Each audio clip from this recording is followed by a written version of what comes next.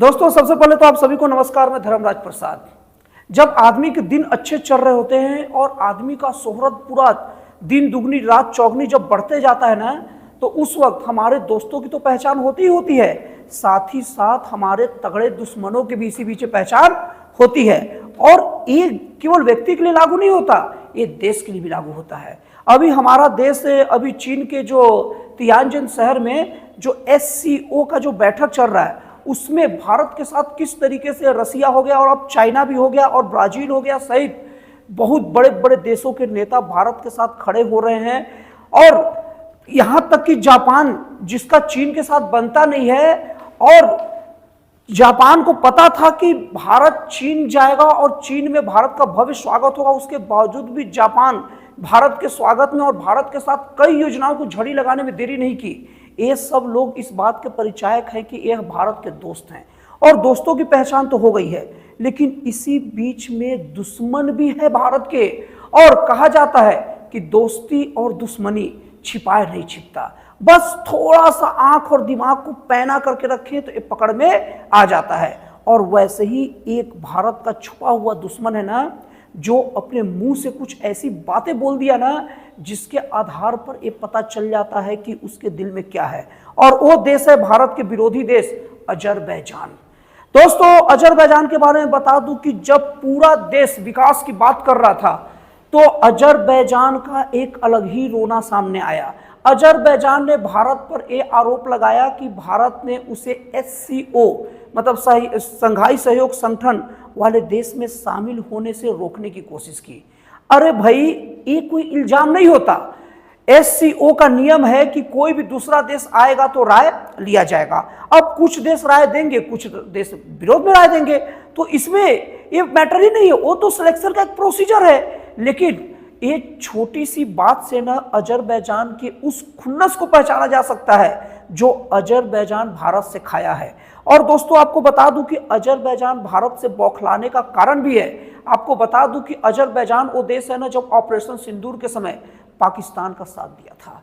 यहां तक कि पाकिस्तान अपने आतंकी को भेजकर जब पहलगाम हमला कराया था, तो उसमें भी पाकिस्तान के साथ में खड़ा था।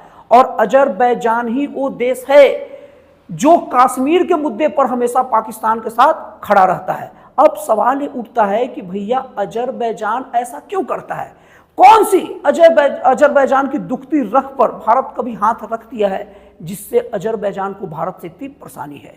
दोस्तों इस चीज को समझने के लिए ना अभी 2020 में जाइए। 2020 में आप लोग को याद होगा तो अजरबैजान और अर्मानिया का लड़ाई शुरू हुआ था। और बता दूं कि अजरबैजान एक मुस्लिम कंट्री है और मुस्लिम देश उसका सपोर्ट करते हैं, और पूरे देश में अपने आप को मुसलमानों का मसीहा, खास करके मुस्लिम देशों का मसीहा बताने का कोशिश करने वाला देश तुर्की, जो कोई भी देश को सपोर्ट इस नाम पर बस कर देता है कि वो मुस्लिम कंट्री है, तो जाहिर सी बात है तुर्की अजरबैजान का भरपूर सपोर्ट कर रहा था, क्योंकि तुर्की को विश्व के पूरे मुस्लिम देशों का नेता बनना है। हालांकि बहुत सारे देश उसका सपोर्ट, मुस्लिम देश उसका सपोर्ट नहीं करते। तो तुर्की अजरबैजान और अर्मानिया लड़ाई के समय ड्रोन दे रहा था, और वो जो ड्रोन था ना, वो कोई साधारण ड्रोन नहीं था। मैं आप लोग को बता दूं कि तुर्की का ड्रोन विश्व में इतना ज्यादा कुख्यात और खतरनाक है कि जिस देश में भी तुर्की का ड्रोन गया, वो देश का पूरा तबाही तय हो जाता है। और तुर्की अपने ड्रोन को अजरबैजान को दे रखा था। और अजरबैजान और अर्मानिया, और बता दूं अर्मानिया है ईसाई बहुल क्षेत्र है, लेकिन ईसाई बहुल क्षेत्र होने के बावजूद भी रसिया जो कि ईसाई बहुल देश है, वो अर्मानिया का साथ नहीं दिया। और यही नहीं, ईसाई बहुल जो बाकी देश हैं वो अर्मानिया का वैसा साथ नहीं दिया जैसा साथ अजरबैजान को मुस्लिम देशों से मिला, और खास करके तुर्की से। तो तुर्की का ये जो ड्रोन जो था, शुरू में तो अजरबैजान और अर्मानिया का लड़ाई एकदम बराबर पर चल रहा था, लेकिन जैसे ही तुर्की का ड्रोन गया अजरबैजान के पास, वो अजरबैजान पूरा अर्मानिया में तबाही मचा दिया। और इतना तबाही मचा दिया कि अर्मानिया को घुटने टेकने पड़े और अपने बहुत सारे क्षेत्र को देना पड़ा। और ये लड़ाई 2020 से लेकर 2023 तक चली, 3 साल तक। और ये माना जा सकता है कि इस लड़ाई में अर्मानिया की हार हुई और उसके बहुत सारे इलाकों से हाथ धोना पड़ गया। तो अर्मानिया का जीत का प्रमुख कारण क्या था? ये तुर्की के ड्रोन।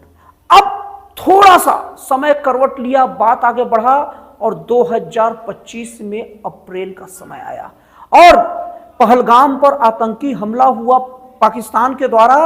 और तुर्की के बारे में बता दूं, तुर्की को मैं हमेशा एहसान फरामोश देश इसलिए बोलता हूं क्योंकि मेरे देश भारत ने जब तुर्की में भूकंप आया था तो भारत ने खाद्य सामग्री भेजी, दवाइयां भेजी और बहुत मदद की। और मैं कोई मदद होता है मुसीबत के समय, मैं कोई वस्तु से मदद को नहीं गिनवाना चाहता, एक भावना देखी जाती कि कोई भी देश मुसीबत में आपके साथ कितना खड़ा रहता है। लेकिन तुर्की ने क्या किया, जब भारत और पाकिस्तान के बीच में लड़ाई चल रहा था तो तुर्की पूरे विश्व के मुस्लिम देशों को बताने की कोशिश में कि मैं मुस्लिम देशों का कितना सपोर्टर हूं, किसी भी हालत में मैं सपोर्ट करता हूं, उसने पाकिस्तान को अपने वही खतरनाक ड्रोन भेज दिए जो अजरबैजान को दिए थे अर्मानिया के लिए। और ये ड्रोन बड़ी बड़ी खेपों में गई। मतलब कि जब तुर्की पर कोई मुसीबत आया तो भारत उसके लिए दवाई भेज रहा है, खाना भेज रहा है, लेकिन जब भारत में मुसीबत आया तो तुर्की उसके लिए मौत का सामान भेज रहा है। और वही ड्रोन का उपयोग पाकिस्तान करके भारत के ऊपर खतरनाक हमला किया। लेकिन भारत अर्मानिया नहीं है। भारत के पास आकाश तीर सिस्टम था जो एक तलवार और ढाल दोनों की तरह काम करती है। कोई भी जब उस पर हमला होता है तो उसके अलग अलग लेयर बने हैं, वो कोई भी बाहरी ड्रोन को पूरा मार गिराती है। और आकाश तीर का उद्घाटन ही विश्व का सबसे खतरनाक ड्रोन से हुआ और इतना ज्यादा आकाश तीर एक्यूरेसी के साथ काम किया कि एक भी ड्रोन को भारत में गिरने नहीं दिया, हर ड्रोन को रास्ते में मार गिराया। और ये डिफेंस सिस्टम है जो इतना तगड़ा साबित हुआ कि विश्व में अभी तक कोई भी ऐसा देश डिफेंस सिस्टम में इतना मामला में आगे नहीं था।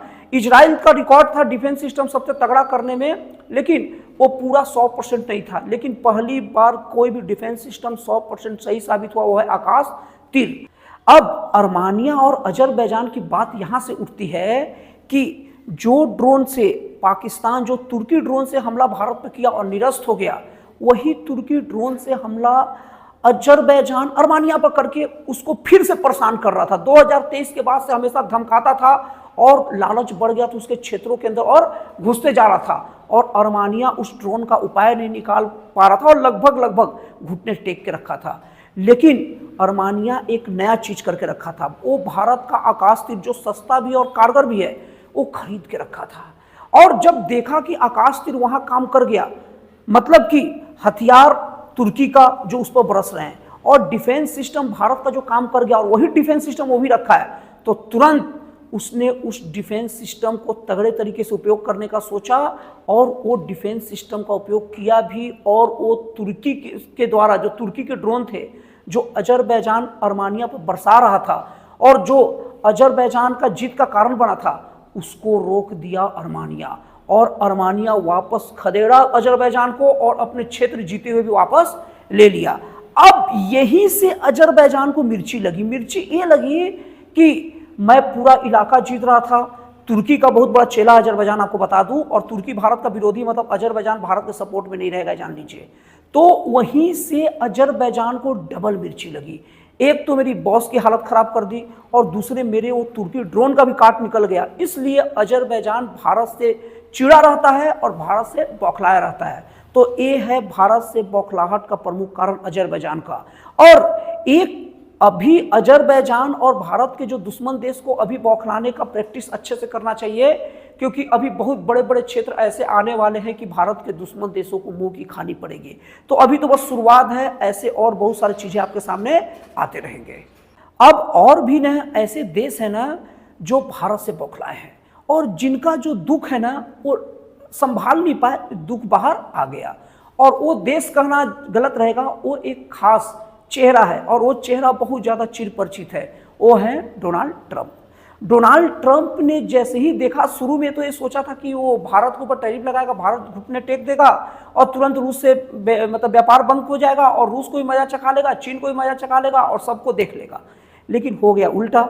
भारत अमेरिका से व्यापार के सामने व्यापारी गिड़गिड़ाहट छोड़ के भारत ने अलग अलग देशों के सामने अलग अलग रास्ता देखने लगा। मतलब ऐसा है ना कि तू अपने देश में नहीं घुसने दे, जा भैया, तू अपना सामान रख, तू अपना देश पकड़, मैं दूसरे देश को चला अपना सामान बेचने।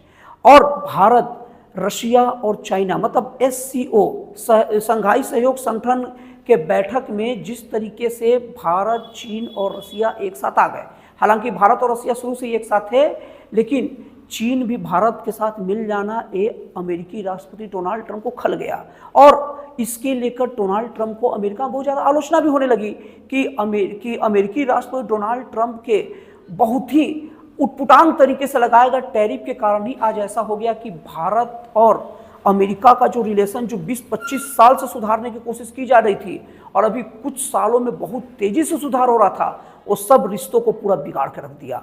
और परिणाम ये हुआ कि भारत इनके हरकतों की वजह से चीन से जा मिला और चीन और भारत करीब आ गए, जो अमेरिका को निश्चित तौर पर आगे व्यापारिक घाटा देगा। अब ये रोना कैसे सामने आया ये बता रहा हूं, क्योंकि खुल के तो बताएंगे नहीं ऐसा हुआ है। तो ट्रंप अभी क्या बोल रहे हैं कि भारत ने उन्हें ऑफर दिया था कि हम 0 टैरिफ आपको लगाएंगे, आप हमसे व्यापार करिए। अब ट्रंप का ये आदत ऐसा हो गया है ना कि बोलेंगे सब चीज लेकिन पुख्ता सबूत नहीं देंगे। कभी बोलेंगे भारत और पाकिस्तान की लड़ाई हमने रुकवाया, कभी कंबोडिया देश लड़ता है तो कहते हैं कि लड़ाई हमने रुकवाया, कभी अर्मानिया और अजरबैजान को सामने ला देते हैं, बोलते हैं इन दोनों का लड़ाई हमने रुकवाया। अब ऐसा लगता है ना कि विश्व में कोई भी समस्या का सुलह हो जाए तो ट्रंप आकर बोल दे कि हमने रुकवाया। तो भारत और पाकिस्तान का सुलह का उन्होंने बात रुकवाने कहा, जबकि भारत सरकार इसके द्वारा खंडन कर दिया। अरे कम से कम खंडन नहीं भी करता तो उनका इज्जत बचे रहता। अभी क्या वो कर रहे हैं कि भारत उनके सामने मतलब रिक्वेस्ट कर रहा था कि आप 0 टैरिफ लगाइए, तो भैया और बोलते हैं कि इसके लिए देर हो चुका है, तो प्रूफ तो दो। तो ये उनका खीस है, कुछ बोलने के लिए, प्रतिक्रिया देने के लिए नहीं है, क्योंकि वहां अमेरिकी की जनता और अमेरिकी नेता, विपक्षी नेता इसका एक्सप्लेनेशन मांग रहे हैं कि क्या इसका जवाब है।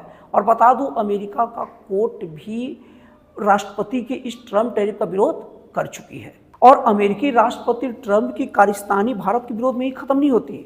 अभी अमेरिका के भूतपूर्व NSA जैक सुलिवन ने यह दावा किया है कि डोनाल्ड ट्रंप अपने निजी हितों, अपने घर के लोगों के व्यापारिक संबंध पाकिस्तान से होने के नाते पाकिस्तान को बहुत सपोर्ट किया।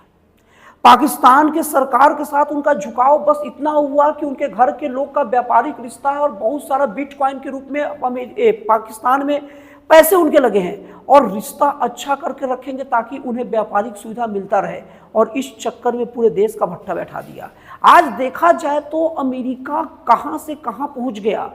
किसी जमाने में भारत के लिए ऐसा था ना कि पाकिस्तान ही एक बहुत बड़ा सरदर था, अब पाकिस्तान से लड़ना बहुत चुनौती था, और भारत के लिए आज ऐसा दिन हो गया कि वो अमेरिका जैसे देश को मजाक में ले रहा है। और किसी समय में अमेरिका का ऐसा स्थिति था कि वो किसी भी देश को लेकर कोई बयान दे दे तो देश लग जाते थे उस बात को सही साबित करने में। लेकिन आज अमेरिका का ऐसा दिन आ गया है ना कि जो आज पाकिस्तान जैसे देश जिसको कोई पूछता नहीं है, उनके जनरल को खाने पर बुलाना पड़ रहा है और उनके सामने बहुत सारी आवभगत कर रही है, और पाकिस्तान देश में तेल का कोई अड्डा नहीं होने के बावजूद भी उससे तेल डील जैसे एक चीज़ कर रहे हैं। तो दोस्तों मुझे उम्मीद है कि मैंने आपको ये दोनों चीज़, अजरबैजान और अमेरिका, 2 देशों का जो भारत के विरोध में जो रुख है उसको मैं अच्छे से समझा पाया।